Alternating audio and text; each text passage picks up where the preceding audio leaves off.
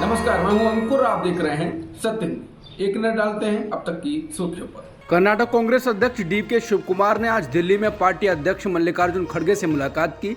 वहीं इसके बाद सिद्धरमैया की मुलाकात होगी। वहीं कांग्रेस महासचिव केसी वेणुगोपाल यूपीए अध्यक्ष सोनिया गांधी के आवास पर पहुंचे। इससे पहले कर्नाटक के सीएम को लेकर राहुल गांधी और कांग्रेस अध्यक्ष मल्लिकार्जुन खड़गे के बीच बैठक पूरी हो गई है। इस बैठक में पार्टी महासचिव केसी वेणुगोपाल और रणदीप सुरजेवाला मौजूद थे। खड़गे के घर पर कर्नाटक के कुछ विधायक भी मौजूद थे। माना जा रहा है कि इन बैठकों के बाद कर्नाटक के सीएम का ऐलान हो सकता है। कांग्रेस नेता और प्रवक्ता पवन खेड़ा ने राजस्थान में मुख्यमंत्री अशोक गहलोत और सचिन पायलट के बीच चल रही उठापटक के बीच कहा कि सिर्फ एक ही इंसान ही मुख्यमंत्री बन सकता है। उन्होंने कहा कि पार्टी के अलग अलग राज्यों में परिस्थितियां हैं। कई जगह हमारे पास एक से ज्यादा काबिल नेता हैं। राजस्थान में भी ये बात सच है। 2-3 बहुत काबिल नेता हैं। मुख्यमंत्री तो एक को ही बनना होता है तो एक ही बनता है। बाकी लोगों की भी उम्मीदें होती हैं, होनी भी चाहिए। उन्होंने कहा कि पार्टी के साथ एक तंत्र होता है। वहाँ हमारा एक प्रभारी है, रंधावा साहब हमारे वहाँ प्रभारी हैं। वो जो रिपोर्ट देंगे इस सबसे बात करने के बाद उस पर हम अमल करेंगे। अभी उन्होंने सबसे बात की है, उस आधार पर वो रिपोर्ट तैयार करेंगे। उसके बाद हम फैसले करेंगे।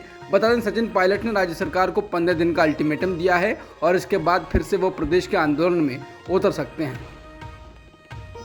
कर्नाटक चुनाव में कांग्रेस की जीत के बाद ममता बनर्जी के बाद अब समाजवादी पार्टी के अध्यक्ष अखिलेश यादव ने विपक्षी एकता पर प्रतिक्रिया दी है। अखिलेश यादव ने कहा है कि नीतीश कुमार, ममता बनर्जी, केसीआर और अलग अलग राजनीतिक दल इसका रास्ता निकालने की कोशिश कर रहे हैं कि जहां भी कोई पार्टी मजबूत होगी उन सभी जगहों पर चुनाव उनके नेतृत्व में लड़ा जाएगा। बता दें, इससे पहले ममता बनर्जी भी ये बात कह चुके हैं और इससे पहले भी अखिलेश यादव और ममता बनर्जी से विपक्षी एकता को लेकर नीतीश कुमार मुलाकात कर चुके हैं। कर्नाटक में कांग्रेस की जीत के बाद कांग्रेस का सम्मान बढ़ा है और विपक्षी दलों ने भी विपक्षी एकता की कोशिशें तेज कर दी हैं।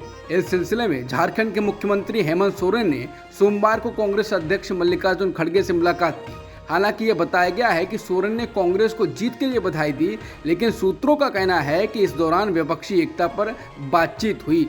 बता दें, नीतीश कुमार भी अलग अलग दलों के नेताओं से लगातार मुलाकात कर रहे हैं और कर्नाटक में कांग्रेस की जीत के बाद ये साफ हो गया है कि कांग्रेस मुख्य विपक्षी दल है।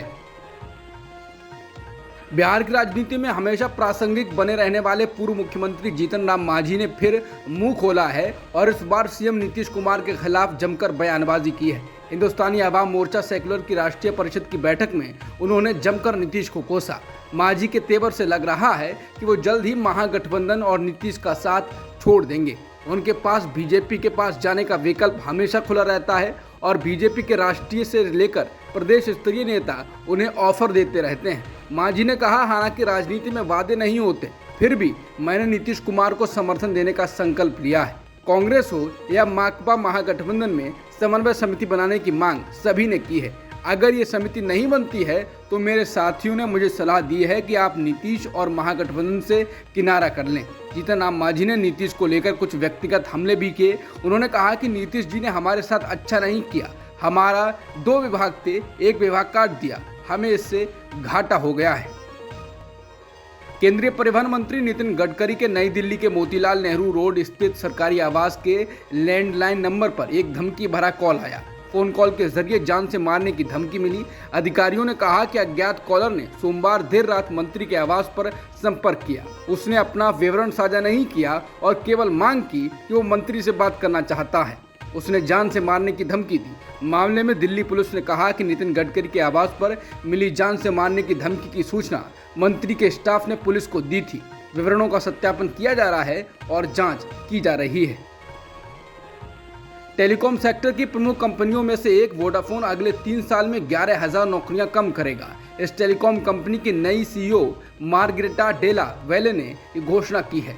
जॉब कट का असर कई देशों में होगा। सीईओ ने कंपनी का काम और सरल करने की योजना के तहत ये निर्णय लिया है।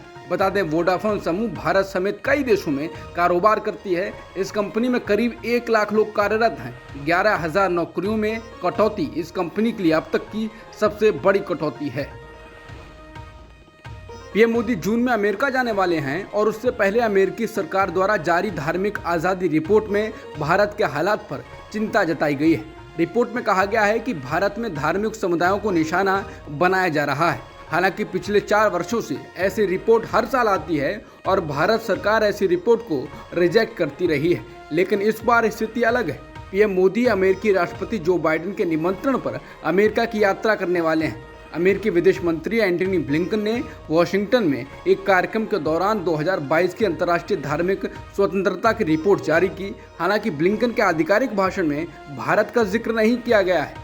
ब्लिंकन ने चीन, ईरान, म्यांमार और निकारागुआ का नाम लिया है, लेकिन रिपोर्ट में भारत में अल्पसंख्यकों की स्थिति को लेकर विस्तार से बात कही गई है। अंतर्राष्ट्रीय धार्मिक स्वतंत्रता कार्यालय के राजदूत रशद हुसैन के मुताबिक रूस, भारत, चीन और सऊदी अरब सहित कई सरकारें धार्मिक समुदाय के सदस्यों को निशाना बनाना जारी रखे हुए हैं। सूत्रों के हवाले से कहा जा रहा है कि भारत के नए संसद भवन का उद्घाटन इस महीने के अंत में प्रधानमंत्री नरेंद्र मोदी द्वारा किए जाने की संभावना है। सूत्रों का कहना है कि संसद की नई इमारत जो अपने अंतिम चरण में है, उसका उद्घाटन प्रधानमंत्री अपनी सरकार के 9 साल पूरे होने के अवसर पर मई के अंतिम सप्ताह में करेंगे। बता दें, प्रधानमंत्री मोदी ने 9 साल पहले 26 मई 2014 को पद की शपथ ली थी।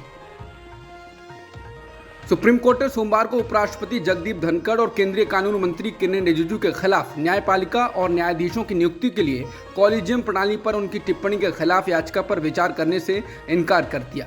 बता दें, बॉम्बे लॉयर्स एसोसिएशन की याचिका थी। बता दें, इस साल फरवरी में जनहित याचिका खारिज करने के बॉम्बे हाईकोर्ट के आदेश को बरकरार रखते हुए जस्टिस एस.के. कौल और एहसानुद्दीन अमानुल्लाह की बेंच ने कहा, हम मानते हैं कि हाईकोर्ट का दृष्टिकोण सही है कि अगर किसी अथॉरिटी ने खराब बयान दिया है तो ये टिप्पणी की सुप्रीम कोर्ट उससे निपटने के लिए व्यापक है। ये बिल्कुल सही दृष्टिकोण है। बता दें, वकीलों के संस्थान ने रिजिजू और धनखड़ के खिलाफ उसकी जनहित याचिका खारिज करने के हाईकोर्ट के 1 फरवरी के फैसले को चुनौती दी थी। वित्त वर्ष 2023-24 के पहले महीने अप्रैल में भारत के निर्यात में गिरावट आई है। ये लगातार तीसरा महीना है जब निर्यात में गिरावट दर्ज की गई है। अप्रैल महीने में निर्यात 12.7% गिरकर 34.66 अरब डॉलर का रह गया है, जो बीते वर्ष के समान महीने के मुकाबले 12.7% कम है। सरकार की ओर से निर्यात आंकड़े जारी करते हुए कहा गया है कि यूरोप और अमेरिका के मार्केट में मांग कम होने की वजह से निर्यात में गिरावट दर्ज की गई है। इस स्थिति में सुधार में कुछ महीने लगेंगे। मणिपुर के मुख्यमंत्री एन बीरेन सिंह को केंद्रीय गृह मंत्री अमित शाह ने स्पष्ट निर्देश दिया है कि राज्य में हिंसा के लिए जिम्मेदार किसी भी व्यक्ति को बख्शा नहीं जाए।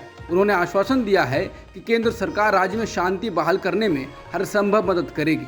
अमित शाह ने यह भी कहा कि सरकार राज्य के सभी समुदायों की सुरक्षा के लिए सभी जरूरी कदम उठाएगी। इससे पहले उन्होंने मणिपुर के मुख्यमंत्री एन बीरेन सिंह और उनके 4 मंत्रियों के साथ दिल्ली में राज्य की सुरक्षा स्थिति की समीक्षा की।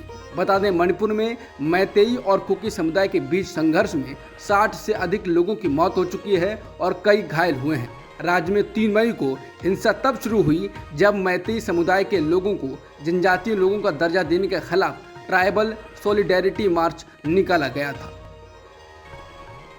अमिताभ बच्चन ने अपने इंस्टाग्राम खाते पर बाइक पर पीछे बैठे होने की तस्वीर डाली तो लोगों ने ट्रैफिक नियम तोड़ने की शिकायत कर दी। दरअसल अमिताभ ने जो तस्वीर साझा की है उसमें ना तो वो और ना ही बाइकर हेलमेट लगाए हुए दिखते हैं। इसके साथ ही अमिताभ ने फोटो का कैप्शन दिया है, सवारी के लिए धन्यवाद दोस्त, आपको नहीं जानता लेकिन आपने एहसान किया और मुझे काम की जगह पर समय पर पहुंचा दिया।